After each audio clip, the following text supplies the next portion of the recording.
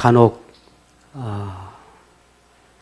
예수님은 가룟 유다가 배반자가 되어 그로 인해서 십자가에 죽게 되는 그런 결정적인 계기가 되는 것을 예수님이 알고 있었을까라는 그런 의문을 갖는 경우들이 있죠.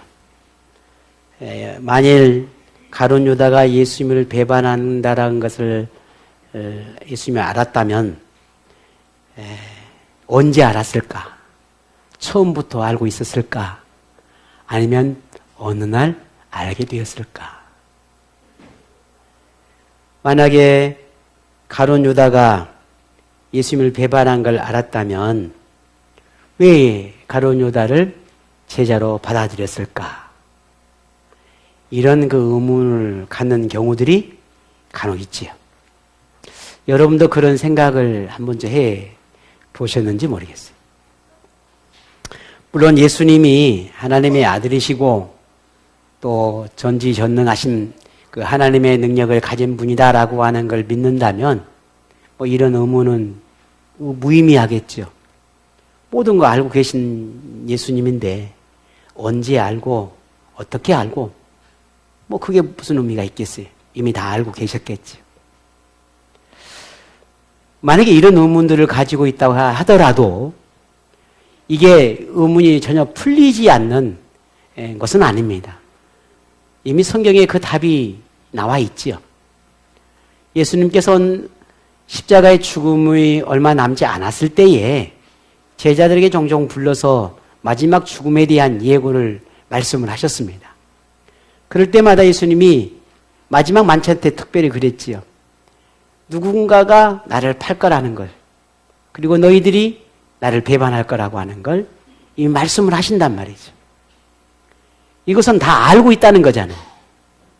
가룟 유다가 예수님을 팔 거라는 것, 그리고 베드로가 3번 부인할 거라는 것, 뿐만 아니라 다른 제자들도 예수님이 십자가의 죽음 앞에 다 떠날 것이라는 걸 이미 다 알고 있는 거예요. 그리고 언제, 어느 때, 어떻게 가룟 유다에 대한 그런 의문들은 사실 그렇게 우리의 생각이지 크게 의미가 없는 거예요. 그래도 우리는 이런 생각들을 한다는 거죠. 하지만 정말 우리가 의문을 갖고 고민해야 될 부분은 예수님이 가룟 유다의 배반을 팔 것을 알았느냐 몰랐냐가 아니라 가룟 유다가 예수님의 그 경고를 듣고도 왜 그는 깨닫지 못했을까라는 거예요. 예수님에 관해서 궁금할 게 아니라 사실은 가룟 유다에 대해서 궁금해야 합니다. 왜 그는 깨닫지 못했을까?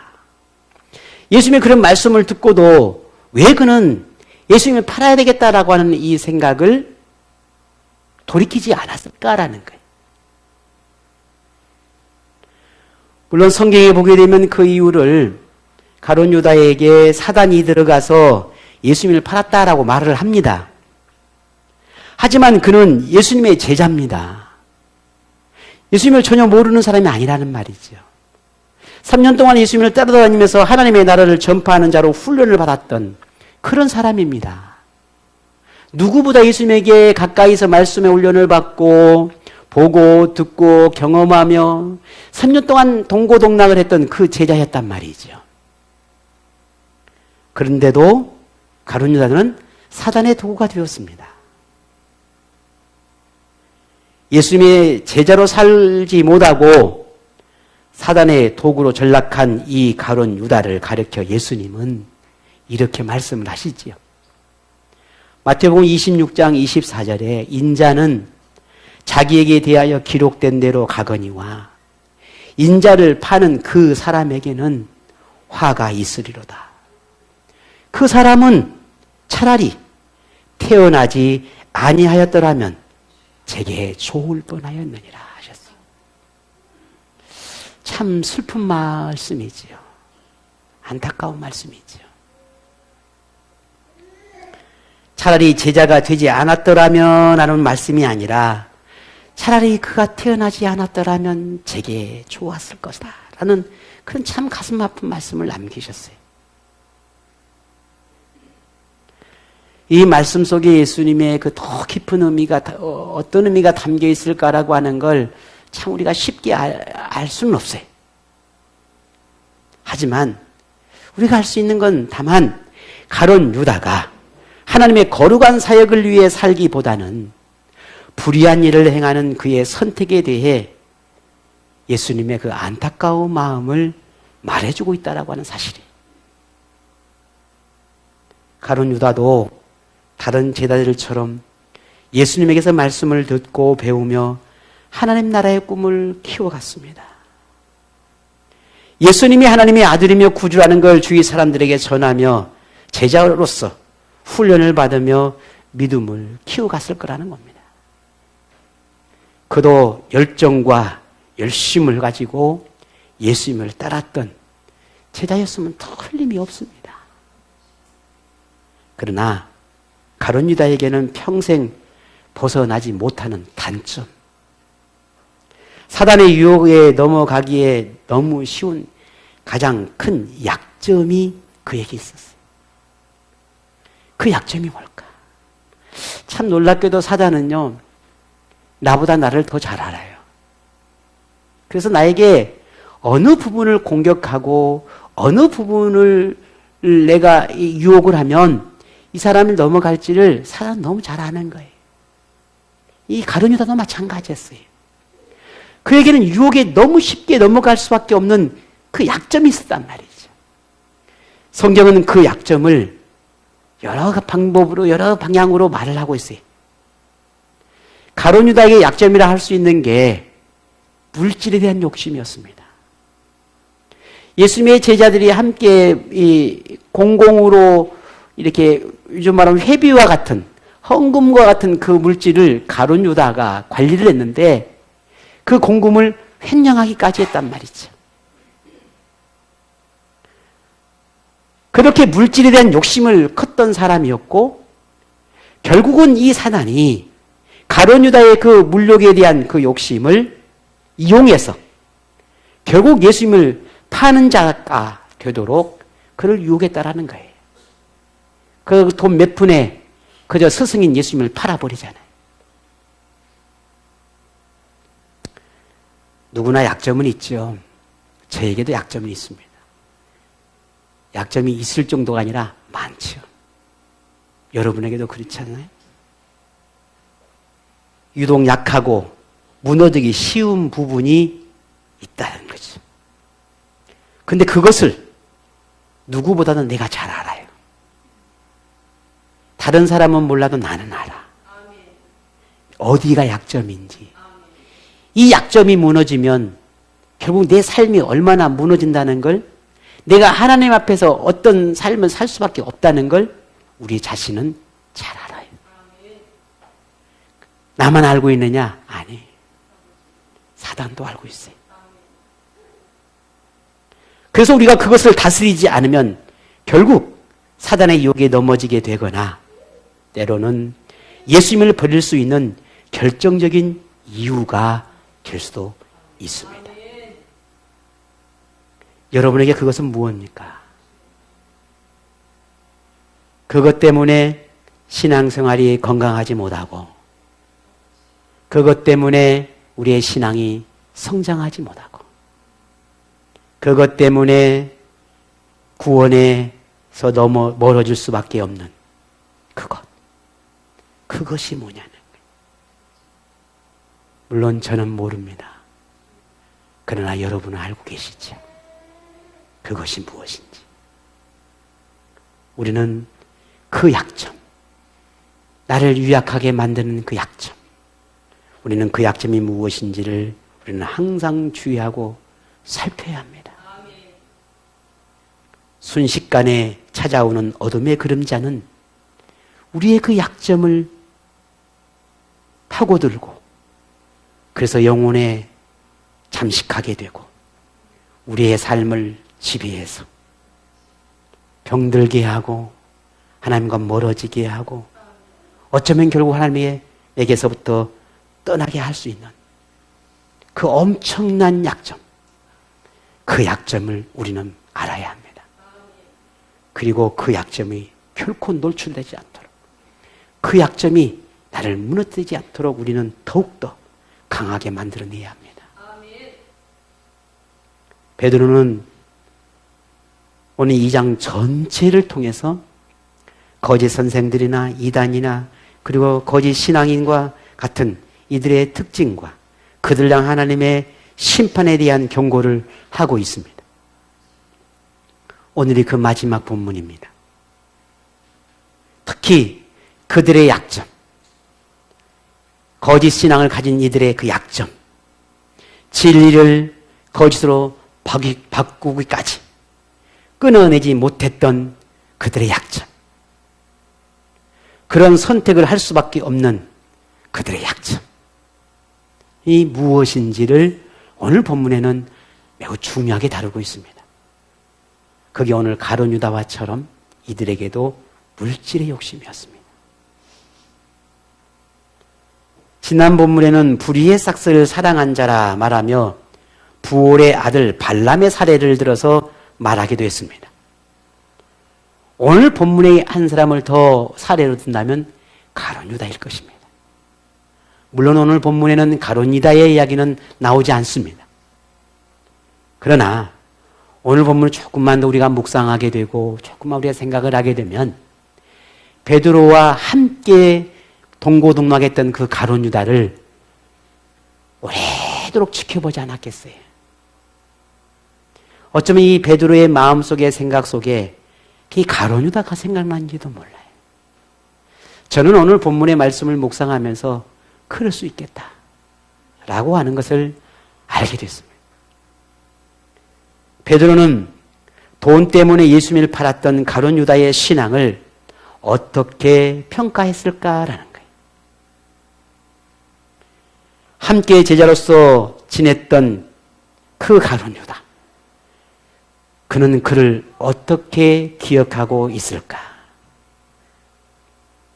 가룟 유다의 신앙이 처음부터 거짓이라고 말할 수는 없을 것입니다. 하지만 그는 점점 변해갔고 스승인 예수님을 자기 이익을 채우기 위한 도구로 삼았습니다. 그리고 결국 돈 몇 푼에 팔아버렸지요. 결국 자신의 실수를 돌이키기보다는 스스로 목숨을 끊는 비참한 죽음을 선택합니다. 이러보아 베드로에게는 이 가룟 유다의 신앙이 거짓 신앙을 가진 자로 볼 수 있지 않았을까 하는 생각을 해보게 됩니다. 그런데 만일 예수님의 죽음 앞에서 떠났던 다른 제자들도 있었잖아요. 그런 제자들처럼 이 가룟 유다도 다시 돌이켜서 제자의 삶을 살았다면 어땠을까 하는 생각이 들어지는 겁니다. 베드로도 예수님을 배반했던 제자였잖아요. 그렇지만 돌이켜 제자의 삶을 살았습니다. 자신의 실수 때문이라도 더 충성된 제자가 되려고 했습니다. 더는 같은 실수를 반복하지 않으려고 했고 예수님에게 부끄럽지 않는 제자가 되려고 얼마나 부단히도 살았던 사람이 베드로였습니다.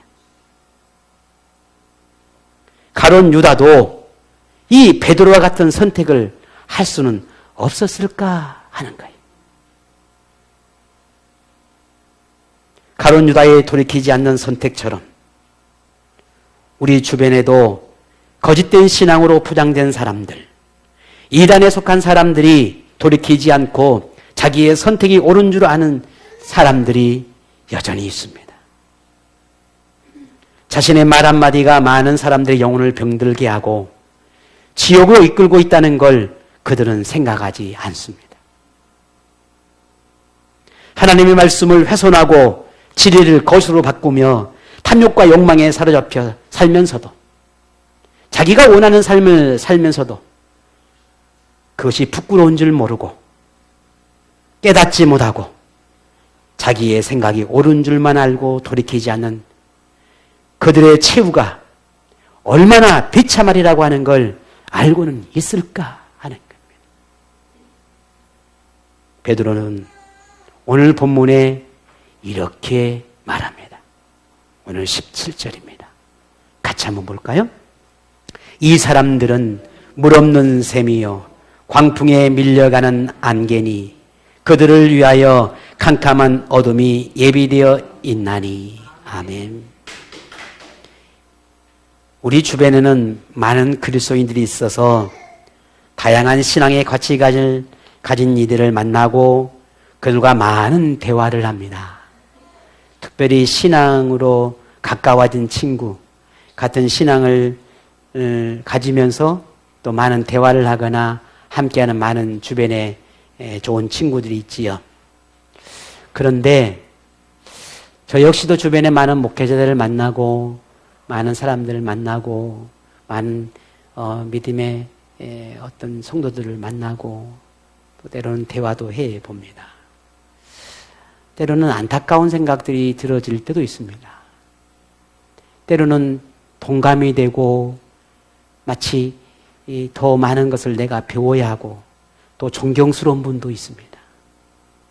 때로는 그저 저절로 머리가 숙여지고 겸손할 수밖에 없어지는 그런 정말 너무너무 훌륭한 그런 많은 좋은 분들도 만나지. 그런데 그렇지 않는 사람도 우리 주변에 있잖아요. 그들이 말하는 모든 말이 참되고 진리에서 조금도 벗어나지 않는 복음일까 하는 거예요. 그들이 고백하는 그 모든 말들이 하나님이 기뻐하는 고백일까라는 거예요. 그게 정말 하나님의 말씀일까라는 거예요. 만일 그들의 말이 옳다면, 만일 그들의 주장하는 것이 옳다면 그 증거가 분명히 있을 겁니다. 그게 무엇이겠습니까? 그들의 삶에서 하나님이 보일 것입니다.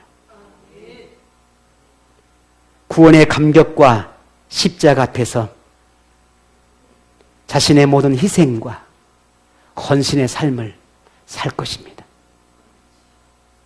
물질보다 자기 목숨보다 하나님을 더 사랑할 것이란 말이지. 그 모습이 그들이 하는 말이 진리라는 걸 보여주는 증거일 겁니다. 세상 무엇보다 하나님을 두려워할 줄 알고 구원해 주신 은혜를 알기에 하나님을 절대적으로 의지하고 인생의 가장 귀한 분으로 여기며 그분을 예배하는 삶을, 기도하는 삶을, 아버지의 집을 찾는 삶을 세상의 그 어떤 것보다 가장 우선순위로 삼고 믿음의 삶을 살 거라는 겁니다. 만일 이것이 없다면 우리는 진짜 신앙일까? 그 믿음이 건강한 믿음일까? 온전할까? 라고 생각되어지는 겁니다. 그러나 만일 거짓 신앙이라면 그들은 메마른 나무처럼 물 없는 샘처럼 바람에 밀려가는 안개나 구름처럼 그저 세상의 흐름과 자신의 삶의 환경과 그리고 어쩔 수 없다라고 하는 수많은 이유를 들어 그저 이저지 떨어다니는 구름처럼 안개처럼 그렇게 생명이 없는 삶을 살아갈 것입니다. 그리스도인의 모양은 있지만 그리스도인이 아닙니다. 그리스도인처럼 말하고 행동하는 것 같지만 그 사람에게 믿음의 능력이 없습니다. 그 속사람 안에 예수님이 없습니다. 십자가의 은혜가 없고 구원의 감격이 없고 그 마음의 중심에 예수님이 아니라 나 자신이 주인이 되어 있습니다. 그러니 하나님의 영광을 구하는 것보다 자기를 더 생각하고 자기 중심적인 생활에 젖어서 살아가는 것입니다. 단지 그저 배우고 듣고 알았던 것으로 그저 예수님을 찾았던 추억과 잠시 머물고 떠난 예수님의 흔적만 있을 뿐 그들에게는 예수님을 품는 생명력이 없습니다.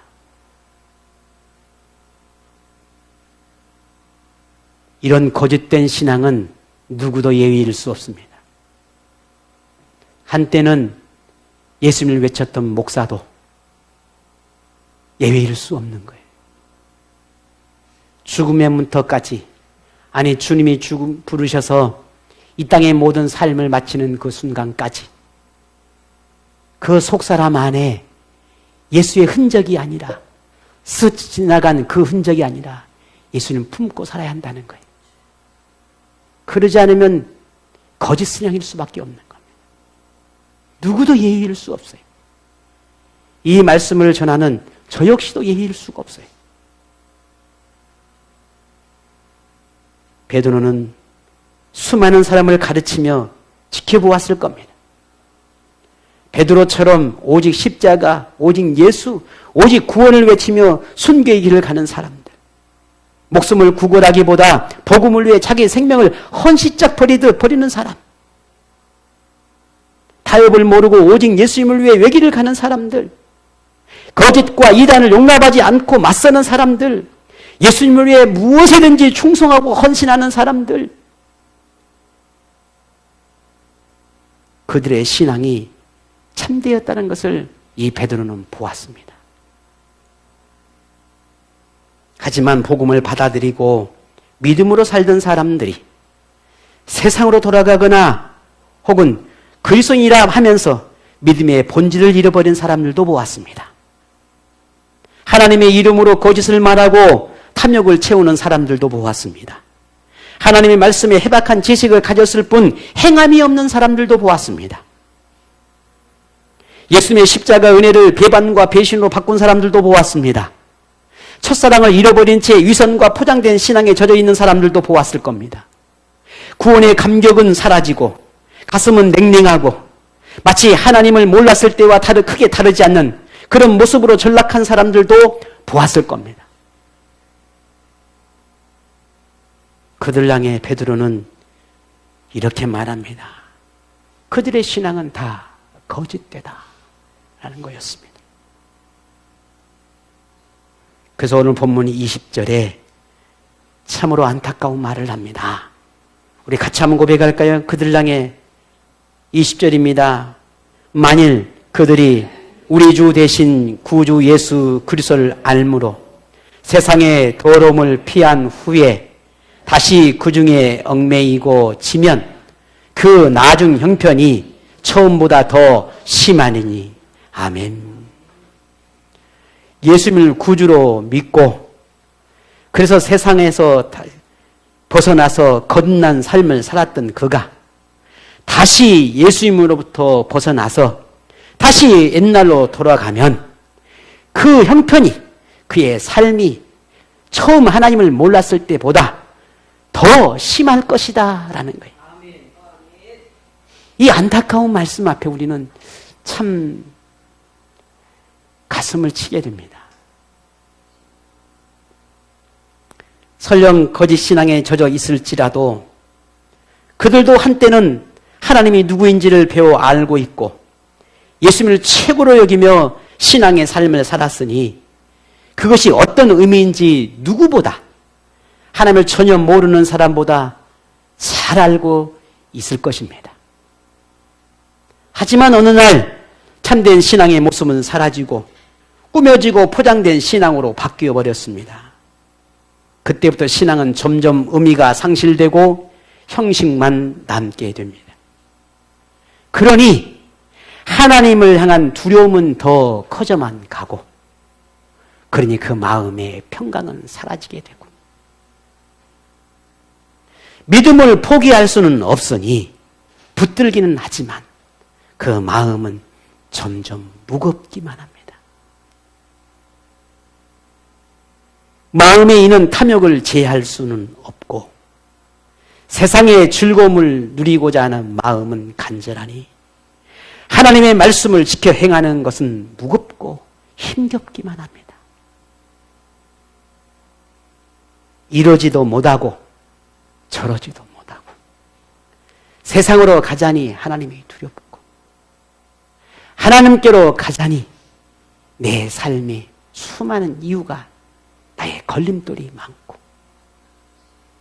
그러니 그 마음에 어찌 평강이 있으며 그 마음에 어찌 행복이 있으며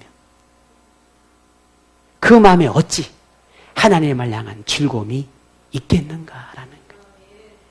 그러니 차라리 예수님을 몰랐던 그때는 차라리 몰랐으니 그저 세상의 즐거움을 누리고 더 행복했지 않았겠냐는 거예요.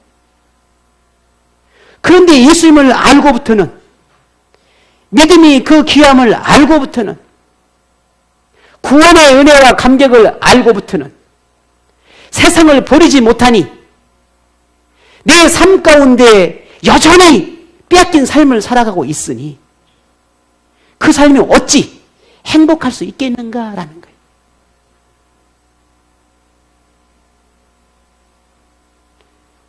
베드로는 이런 거짓 속에 숨어있는 그리스도를 향해 참으로 안타까워하고 마음 아파하며, 오늘 본문 21절에 의의 도를 안 후에 받은 거룩한 명령을 저버리는 것보다 알지 못하는 것이 도리어 그들에게 나으리라 했습니다.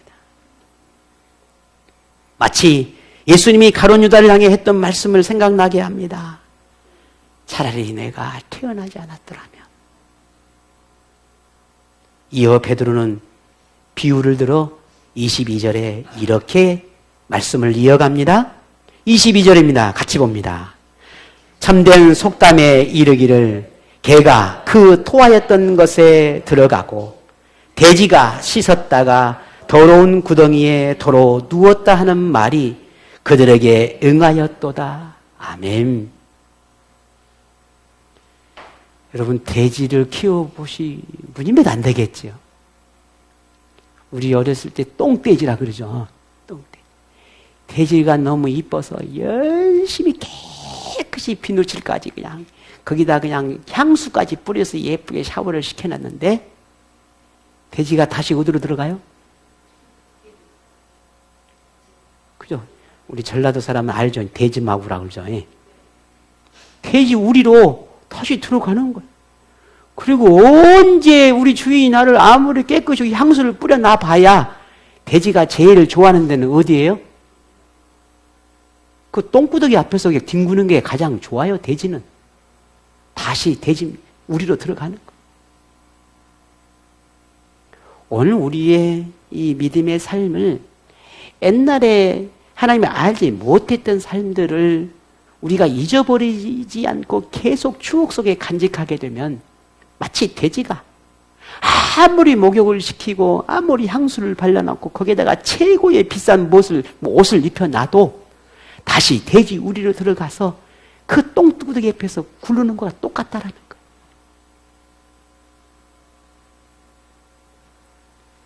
이게 베드로가 참 우리에게 너무 많은 것을 가르쳐주는 말씀이라고 생각을 합니다. 어떤 그리스도인, 어느 그리스도인들도 옛날로 돌아가기를 바라는 사람은 없어요. 아무도. 왜? 내가 그 은혜가 얼마인지 내가 안단 말이에요. 그게 누가 옛날로 돌아가고 싶겠어요? 만약에 예수님을 쉽게 포기하고 옛날로 돌아갔다면 그 십자가의 은혜를 제대로 깨닫지 못한 사람이겠지요. 어쩌면 차라리 그게 나을 수도 있어요. 그러나 우리가 조금만 더 그 십자가의 은혜를 알고 하나님의 나를 사랑하심의 그 사랑의 은혜를 안다면 우리는 쉽게 그렇게 세상 돌아갈 수가 없거든요. 그게 뭐? 나를 아무리 힘들게 하는 내 남편이나 내 자녀나 세상이나 직장이나 그 어떤 것도 예수님의 그 십자가의 은혜에 비하면 그건 아무것도 아닌 거예요. 진짜 내 가슴에 예수 그리스도의 보혈의 능력이 나를 지배하고 그게 십자가의 은혜가 얼마나 귀한지 안다면 그 친구의 말 한마디가 뭐 그리 대단해 내 마음에 상처를 줘요. 그게 무슨 상처예요? 예수님이 나 때문에 받은 상처에 비하면 그게 무슨 상처냐고요. 내 주변에 사랑하는 사람이 나를 힘들게 하고 신앙생활을 방해하는 게 그게 뭐가 그렇게 힘듭니까? 나를 위해 예수님이 십자가에 죽은 것에 비하면 그게 그렇게 힘든 겁니까? 아니잖아요. 조금 피곤하고 지치고 힘들어서 하나님 앞에 예배할 수 없어서, 그게 예수님이 나를 위해서 죽으신 십자가의 은혜에 비하면 그게 뭐가 그렇게 힘들어요?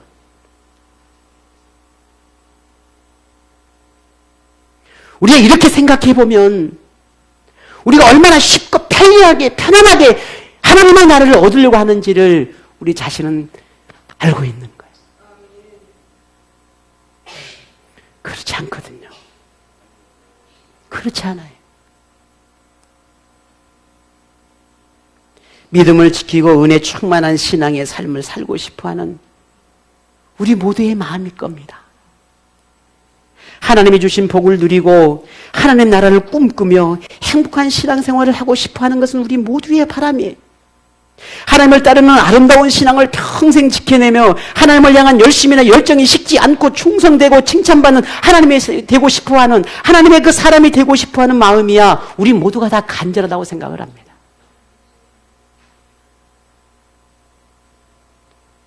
그런데 이런 꿈이 어떤 특별한 사람만의 꿈인가라는 거예요. 어떤 신앙을 막 열정과 뜨거움과 막 믿음이 뭔가 막 하늘을 찌를 것 같은 그런 사람들만의 특권인가라는 거예요. 아닙니다. 아니에요. 이 땅에 그런 사람 아무도 없어요. 이 땅에 유일하게 인간이라고 중에 그런 사람이 있다고 한다면 예수님밖에 없어요. 우린 누구도 그런 사람 아니에요. 그러나 우리의 마음의 간절함은 다 똑같잖아요. 그 믿음으로 살고 싶은 마음, 그런 은혜로 살고 싶은 마음, 그걸 잊지 않고 살고 싶은 마음. 그래서 예수님 앞에 나갈 때에 그나마 조금이라도 부끄럽지 않기를 바라는 마음, 그 마음은 우리 모두의 마음 아닌가요?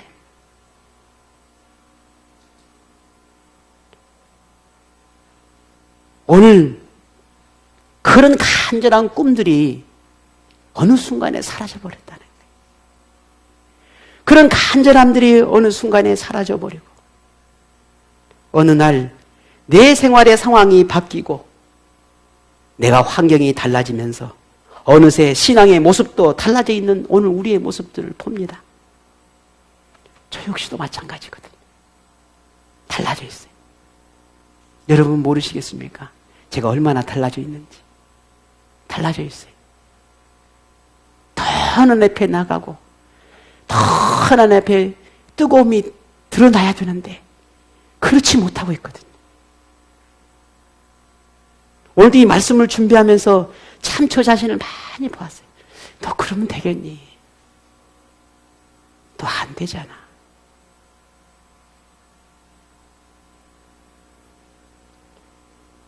자꾸만 이렇게 달라져가고 상황과 환경을 탓하고 우리 자신들을 보면서 그냥 한낱 꿈으로 끝나고 나름 전성기를 추억하며 그때를 자랑하는 그런 거리 신앙의 가지로 살아야 되겠냐 안 하는 거예요. 베드로는 이런 이들을 향해 차라리 예수님을 알지 못했더라면, 진리의 말씀을 몰랐더라면, 하나님 나라를 믿지 않았더라면 어차피 그때는 하나님을 몰랐으니 심판을 받게 되겠지요. 하지만 하나님을 알면서도 또 거짓으로 바꿔버려서 그도 하나님의 심판을 받을 수밖에 없다 한다면 얼마나 안타깝겠는가.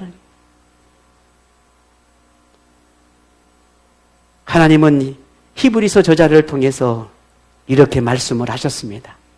히브리서 6장 5절 6절에 하나님의 선한 말씀과 내세의 능력을 맛보고도 타락한 자들은 다시 새롭게 하여 회개하게 할 수 없나니 이는 그들이 하나님의 아들을 다시 십자가에 못 박아 드러내놓고 욕되게 함이라 라고 경고하고 있습니다. 베드로가 거짓 신앙을 향해 경고하는 말에 우리는 두렵고 떨림으로 들어야 하겠습니다. 졸대가 아니, 그냥 세상의 흐름 속에서 살 때가 아니, 그냥 내 마음은 변함이 없으니까 그렇게 살 때가 아니. 나 지금 어쩔 수 없어. 그럴 때가 아니. 우리 중 누가 오늘의 아름다운 이 신앙의 모습이 영원할 거라고 자신 있게 말할 수 있습니까? 아무도 없어요. 저도 마찬가지. 평생 같은 마음, 같은 생각, 같은 뜻, 같은 믿음의 삶을 살아야 한다는 것은 그만큼 힘겨운 영적인 싸움이 필요합니다. 아름다운 신앙으로 매일 성장하며 성숙해지기 위해서는 끊임없는 영적인 노력이 없이는 안 된다는 거예요. 죄인을 구원하심에 예수님의 십자가의 고통이 필요했듯이 우리 그리스도인이 구원을 이룬데도 쉽고 편한 것은 없다라는 겁니다. 성경 속에 어떠한 위대한 신앙의 사람도 완전하지 못했고 심지어 저 밑바닥까지 추락했던 사람들이 수도 없이 많습니다. 아예 바닥까지 헤맸던 사람들이 얼마나 많아요. 자신의 탄생을 저주하고 내 생명을 좀 걷어가달라고 할 정도로 하나님 앞에 구걸했던 사람들도 있어요. 나 더 이상 하나님의 헌신의 삶을 살 수가 없으니 나 이대로 더 이상 살 수가 없다라고 추락했던 그런 호소했던 사람들도 우리는 성경에 많은 사람을 만나게 돼요. 나를 왜 이토록 고통스럽게 만드냐고, 나를 왜 이렇게 힘들게 만드냐고, 하나님의 뜻이 도대체 어디 있느냐고, 하나님이 살아계시냐고, 하나님이 나와 함께 하시느냐고, 하나님이 나의 진정한 보호자냐며 그렇게 울부짖고 토로하고 원망 섞인 그런 고백을 했던 이들이 수도 없이 많아요. 우리와 크게 다르지 않았단 말이지요. 그런데도 우리가 그들을 위대한 사람으로 평가하는 건 과거로 돌아갔다고도 그렇게 밑바닥이 갔더라도 돌이키고 회복돼서 미래를 향해 살았기 때문입니다. 그래서 우리가 그들을 위대하다고 말하는 거예요. 자, 그렇다면 그들은 어떻게 그렇게 신앙의 회복을 일궈낼 수 있었을까? 실패와 추락을 어떻게 그렇게 극복하고 더 아름다운 하나님의 사람으로 거듭날 수 있었을까? 나는 아무리 노력하고 나는 아무리 애쓰고 해도 안 되는데 왜 그들은 했을까? 어떻게 그 방법이 도대체 뭘까? 성경을 보게 되면 공통점이 나와요. 하나하나 다 볼 수는 없겠지만 우리의 성경은 전체적인 맥락을 보고 문맥을 보게 되면 공통점이 몇 가지 나오는데 그 중에 하나는 죄인을 사랑하신 하나님을 보는 거예요. 죄인을 사랑하신 하나님. 깨끗하고 의로운 자를 보는 게 아니라 죄인을 사랑하시는구나. 죄인을 사랑하시는 분이구나. 죄인을 절대로 버리시는 않으시는 하나님이시구나. 회복되어 다시 일어나기를 간절히 바라시는 하나님이시구나. 라고 하는 걸 믿는 믿음이었습니다. 돌이키지 않는 죄인을 심판하시는 하나님, 공의와 정의를 행하시는 하나님, 하나님의 부름에 응답하지 않을 때 반드시 징계하시는 하나님, 하나님의 기회와 때를 저버릴 때 하나님이 진노하신다라고 하는 것 또한도 믿었기 때문이에요. 그래서 그들은 돌이킬 수 있습니다. 하나님의 은혜 앞에, 하나님의 위대하신 사랑 앞에, 용서와 긍휼 앞에 가슴을 찢는 회개와 자기 것을 내려놓는 고통을 기꺼이 감내하는 결단과 노력의 결실이었습니다. 그 결과 실수와 허물을 묻지 않으시는 하나님을 붙들고 옛날보다는 더 아름다운 삶으로 그렇게 나타났고 하나님은 그들에게 더 큰 은혜와 복을 부어주셨고 더 영광스럽게 높여주셨습니다. 그래서 우리는 그 사람들을 보고 있는 거예요.